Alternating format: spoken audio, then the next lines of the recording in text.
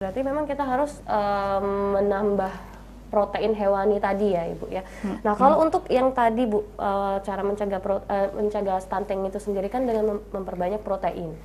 Nah kalau untuk tanda-tanda sendiri mungkin Bu yang bisa kita ketahui untuk adanya stunting itu sendiri itu seperti apa Bu?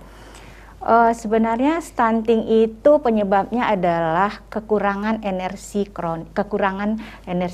Artinya dalam jangka waktu yang sudah lama kekurangan zat gizi itu.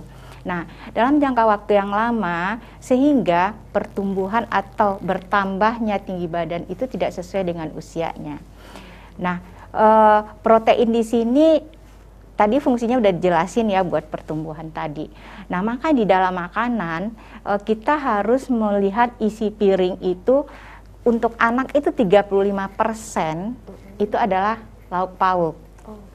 Kemudian 35% adalah makanan pokok.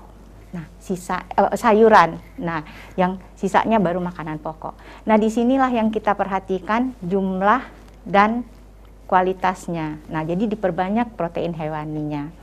Nah, biasanya itu dimulai dari perkembangan janin, kemudian protein hewani pas anak lahir itu ibu harus memberi ASI. Itu salah satu protein hewani. Kita lihat bahwa 6 bulan pertama ASI eksklusif itu ada protein yang tinggi, toh anak bisa bertumbuh dengan baik, tumbuh kembangnya menjadi baik. Bertambah tinggi, dia dari dari baring, kemudian dia bisa duduk sampai dia bisa merangkak usia 6 bulan. Selanjutnya harus diberikan makanan pendamping ASI.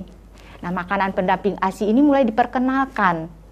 Perkenalkan makanan-makanan. Nah, protein harus diperhatikan di sini.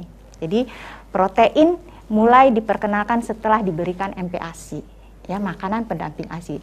Karena disitulah dimulainya pertumbuhan cepat, ya, sehingga perkembangan otak anak, kemudian bertambah panjang badannya. Nah, ini yang menjadi perhatian pada anak untuk pencegahan stunting. Oke, baik Ibu.